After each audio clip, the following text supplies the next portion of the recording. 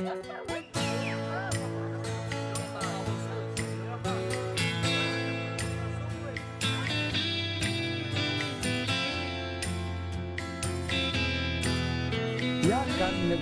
am CARMINE BARBARO. I live and work in Kazakhstan. For many years, I am connected by friendship with the famous sculptor Edward Kazaryan. And today, I'm happy to go to his exhibition.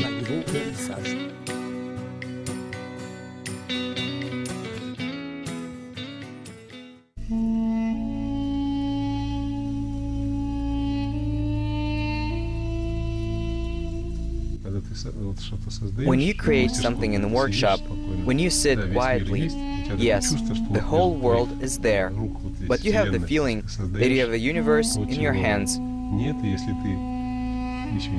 You create what is not, what does not exist. And if you do not create it, it will not exist.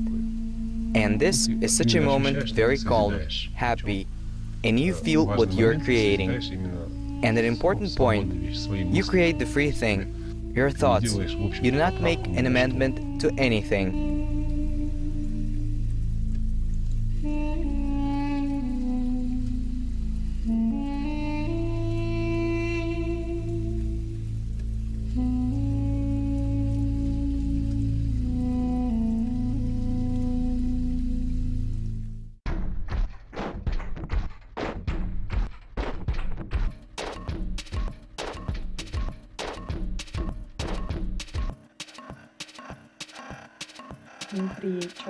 There is a burning inside a person. Every person has it. And when the burning is in the creation, when you want to create something, to produce something out of nothing, that will please the eye. The stronger this burning, the more the person works.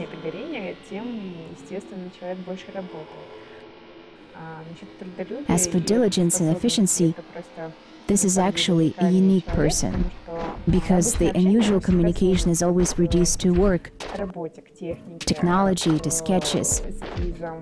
He just sits here on the couch and someone comes, he talks to him, and it seems like he's listening, but at the same time he draws a sketch with one hand.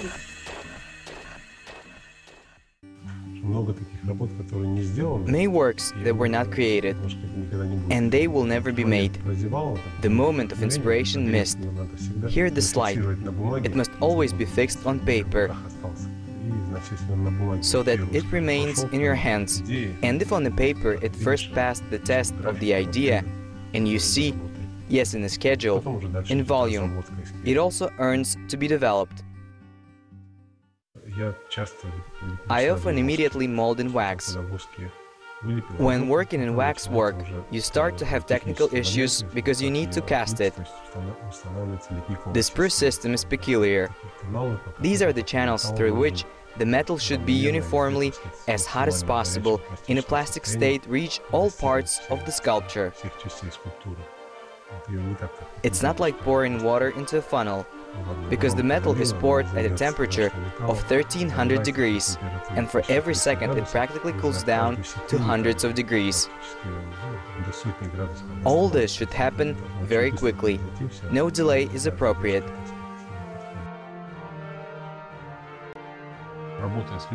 Working with any material, I try to listen very carefully. Although it may be such trivial things, but in fact it is very important. Because the ideas, and in general the contact of the artist and the material is very important. Because maybe you are a wonderful master there, but if you are not ready to listen and hear the material, then he will not be revealed to you. Yes, you will do something in it, but it will not be completely up to the end. The material should also be given the freedom, and then it will have its ideas. And that's why I treat my bronze with love. To stainless steel or ceramics too. Well, any other material, I also love it very differently, in my own way. Therefore, for me, it is very important to work with different materials. Creativity of Eduard Kazaryan is recognizable and stylistic both in terms of subjects and thematically. The global theme that he voices regardless of what he does, tapestries or ceramics or sculpture, He always talks about the same thing, the world as a universe, the world as a harmony, where all parts are one and connected, in every drop the universe is reflected. Edward again turns to one of his favorite topics, Madonna, and one of the most favorite materials, bronze.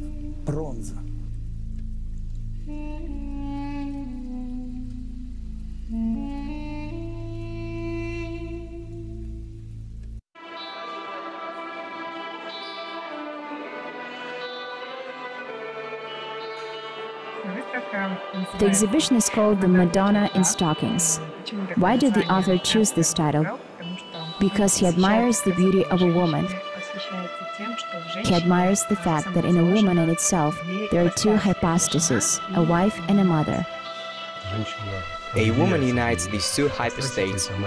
She becomes a mother, some sort of saint in this way, and at the same time she remains a woman who is desired, beloved, and sexual.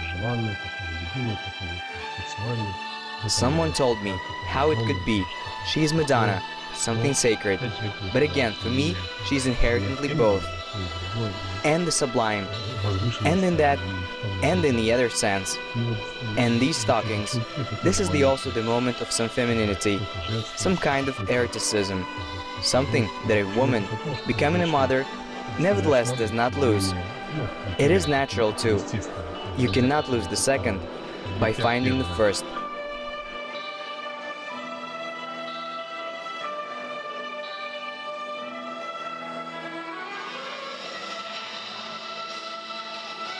It would seem that Edward Kazaryan found his own style. These are always flat images, flat figures that form a certain ornament. It is an ornament made of turtles, birds, fish, animals, and people. All this is intertwined because all this is life.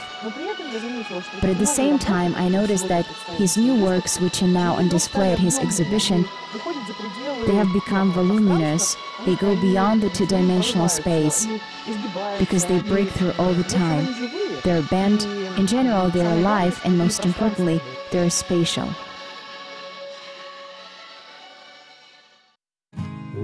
I had a strong desire inside to return to bronze sculpture. I continued to cast, but not so actively. And then I took a very high tempo, and even for myself, in a short time, I was able to create a lot. In almost a couple of months, about a ton of bronze is melted. It was possible to create so many sculptures. Recently, a new cultural space appeared on the map of Almaty, Kazaryan Arts Center.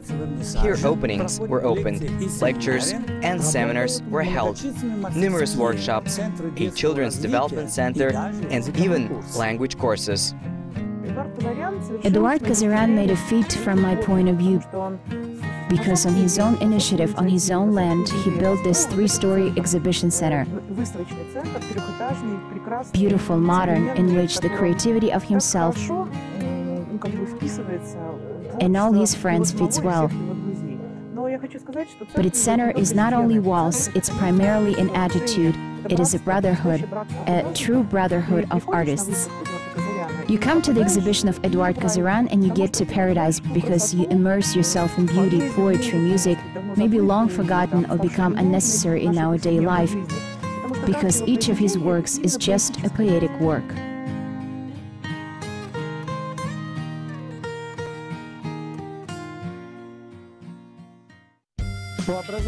By education, Edward Kazaryan is a monumental sculptor. His works decorate large shopping centers, residential complexes, interiors, and urban landscapes of Kazakhstan, Kyrgyzstan, and many other countries. It is very pleasant to realize that he does not stop in his development. I am sure that the master will surprise us with his creativity more than once.